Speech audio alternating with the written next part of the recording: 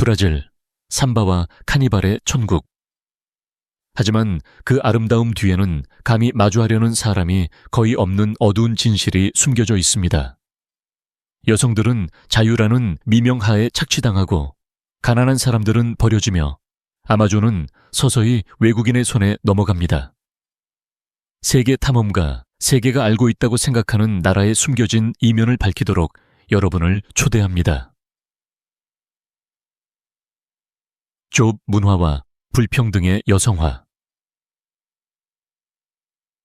현대 브라질에서 잡이라는 용어는 특히 소셜미디어에서 여성들 사이에서 암호화된 의미를 갖게 되었습니다. 이는 종종 고급 매춘을 의미하며 착취로 규정되지 않고 일종의 역량 강화로 판매됩니다. 소녀들은 부유한 남성들이 자금을 지원하는 값비싼 저녁 식사, 디자이너 선물, 이국적인 휴가를 보여주는 콘텐츠를 게시합니다. 이 관행은 자발적일 때 기술적으로 합법이지만 화려함은 더 심각한 사회 문제를 숨깁니다. 이 젊은 여성들 중 다수는 기회 부족, 극심한 빈곤, 온라인에서 성공적인 이미지를 보여줘야 한다는 압박감 때문에 이러한 생활 방식을 시작합니다. 비밀 유지, 건강 위험, 학대, 정서적 고립 등 심리적 피해가 따릅니다. 더욱 우려스러운 점은 애정과 친밀함이 경제적 생존과 교환되는 거래 관계의 정상화입니다. 코치와 피라미드 사기의 매혹적인 함정. 최근 몇 년 동안 브라질에서는 소위 자조 전문가와 다단계 마케팅 MLM 사기가 폭발적으로 증가하여 사람들, 특히 여성과 경제적으로 취약한 개인을 빠른 재정적 자유에 대한 약속으로 유혹하고 있습니다. 이러한 시스템은 동기부여 수사와 가난에서 부자로 이야기를 포장하여 올바른 사고방식만 있으면 누구나 성공할 수 있다고 약속합니다. 이러한 사기의 가장 매혹적인 측면은 통제와 역량 강화에 대한 환상입니다. 집에서 일하고 자신의 상사가 되고 개인적인 성장을 이루는 것입니다. 실제로 대부분의 참가자는 과도하게 비싼 키트를 구매하고 세미나에 참석하고 다른 사람을 모집하려고 시도하면서 빚을 지게 됩니다. 90% 이상이 돈을 잃습니다. 도박 중독과 온라인 카지노 열풍. 2018년 온라인 스포츠 베팅 합법화 이후 브라질에서는 도박 중독이 우려스러울 정도로 증가했습니다. 종종 화려한 앱을 무심코 클릭하는 것으로 시작하여 모든 것을 휩쓰는 습관이 됩니다. 특히 휴대폰을 통한 베팅의 디지털화는 모든 사람, 특히 저소득층 젊은 남성들이 도박에 쉽게 접근할 수 있게 만들었습니다. 플랫폼은 화려한 승리, 무료 보너스, 유명인 지지 광고를 통해 도박을 부의 지름길로 제시합니다. 현실은 더 암울합니다. 수백만 명이 임금을 잃고 돈을 빌리거나 소지품을 팔아 계속 도박을 합니다. 타이거 게임과 같이 가장 인기 있는 게임은 빠른 속도의 애니메이션과 오해의 소지가 있는 기회로 중독성이 있도록 설계되었습니다. 정신건강 클리닉에서는 온라인 도박과 관련된 우울증, 불안, 심지어 자살 사례가 증가하고 있다고 보고합니다. 가족은 뿔뿔이 흩어집니다. 빈곤과 생존. 성별에 따른 투쟁. 브라질의 뿌리 깊은 빈곤은 동등하게 경험되지 않습니다. 여성, 특히 흑인 여성은 불평등이 성별 및 인종과 교차하는 사회에서 가장 무거운 짐을 지고 있습니다. 수백만 명의 브라질인이 빈곤선 이하에서 살고 있지만 여성은 비공식적인 직업에 종사하고 수입이 적고 미혼모 가구주가 될 가능성이 더 높습니다. 파벨라와 주변 지역에서는 제한된 자원을 늘리고 어린이를 돌보고 상호 지원을 통해 지역 사회를 지원하는 것이 여성입니다. 종종 무보수, 보이지 않고 보호받지 못하는 그들의 노동은 가족을 살아있게 합니다. 의료, 교육, 심지어 깨끗한 물에 대한 접근도 보장되지 않습니다. 그들은 더 높은 비율의 가정폭력, 더 더 적은 법적 보호, 정부의 미미한 대표성에 직면합니다. 그들의 회복력에도 불구하고 이 여성들은 정책이나 미디어 내러티브에서 거의 중심이 되지 않습니다. 경찰 폭력, 보호자에서 위협으로. 브라질 최빈곤 지역 사회에서 경찰의 존재는 안전을 상징하는 것이 아니라 공포를 불러일으킵니다. 특히 파벨라스와 흑인 도시 지역에서 법 집행은 종종 적대적인 군대처럼 행동합니다. 주민들은 일상적인 침입, 자의적인 체포, 초법적 살인을 경험합니다.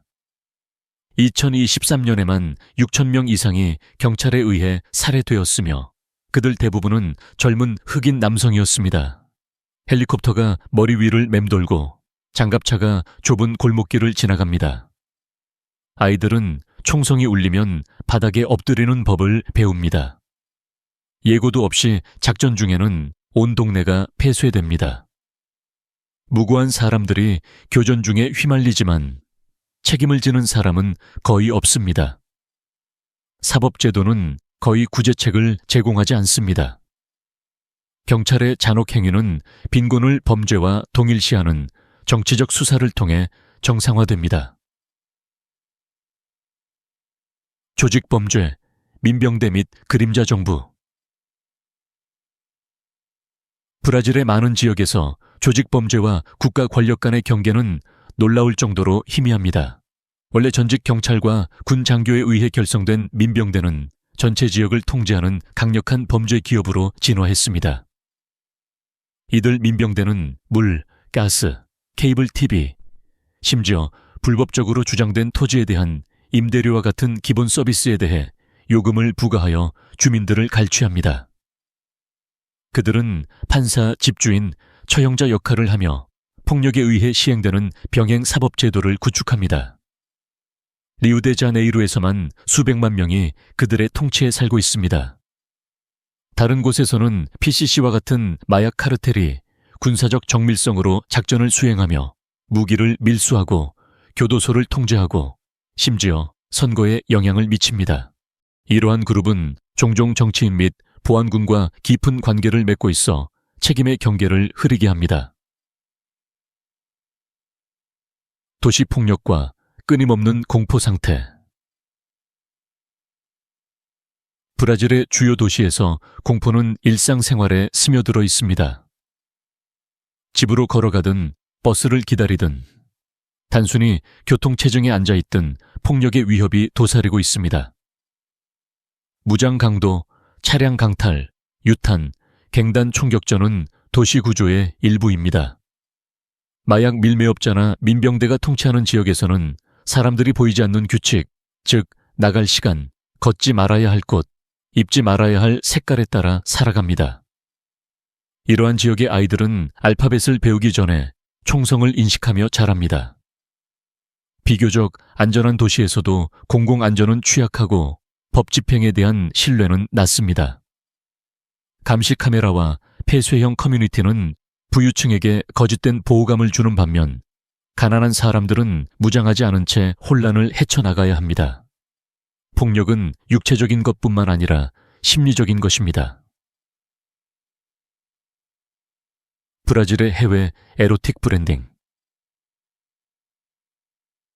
브라질은 오랫동안 아름다운 해변, 열정적인 삼바, 성적으로 자유로운 사람들이 있는 관능적인 낙원으로 전 세계에 마케팅되어 왔습니다.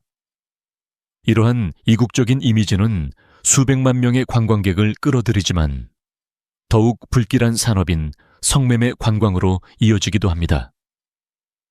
유럽과 북미에서 온 외국인들은 풍경뿐만 아니라 취약한 여성들을 접하기 위해 포르탈레자, 나탈, 리우와 같은 도시로 몰려듭니다.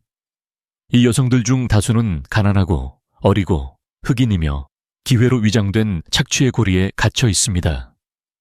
그들은 선물, 비자 또는 결혼을 약속받지만 버려지거나 인신매매를 당합니다.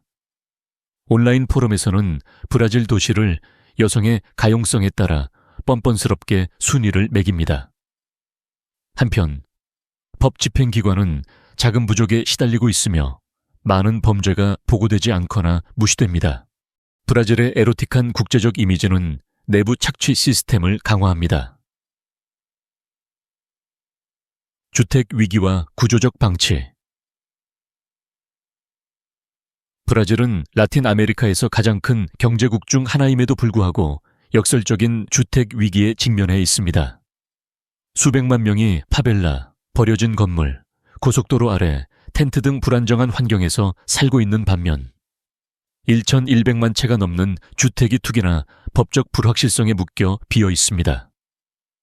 문제는 공간 부족이 아니라 정치적 의지와 공정한 계획의 부족입니다. 부동산은 인간의 권리가 아닌 투자로 취급됩니다. 정부 프로그램은 종종 부패나 관료주의에 빠져 제 역할을 하지 못합니다. 상파울루와 해시피와 같은 도시에서는 전체 가족이 필사적인 자구책으로 비어있는 건물을 점거하여 필요에 따라 공동체를 형성합니다. 전기, 위생, 쓰레기 수거와 같은 기본적인 서비스는 부족하거나 존재하지 않습니다. 원주민 및 킬롬볼라 공동체에 대한 폭력.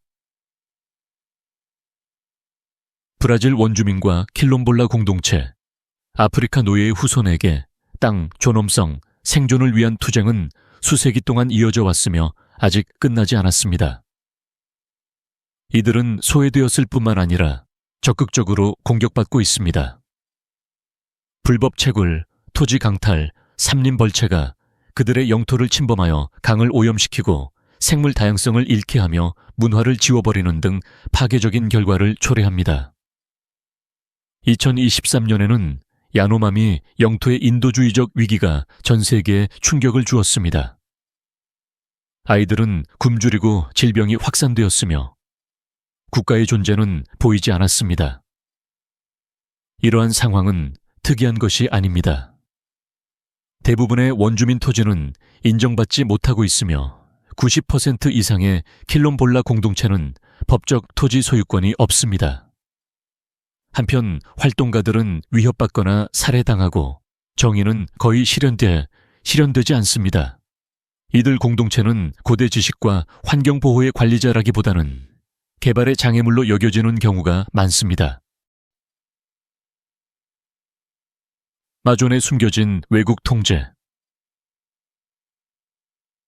브라질의 생태학적 보석인 아마존은 불법 벌목꾼과 광부뿐만 아니라 배후에서 활동하는 외국 행위자들의 공격을 받고 있습니다.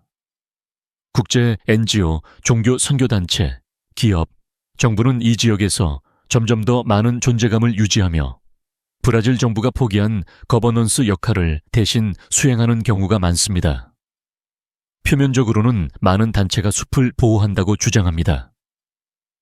그러나 규제가 거의 없는 상황에서 일부는 토지를 매입하고 원주민 그룹에 영향을 미치거나 전체 보존구역을 통제하기도 합니다.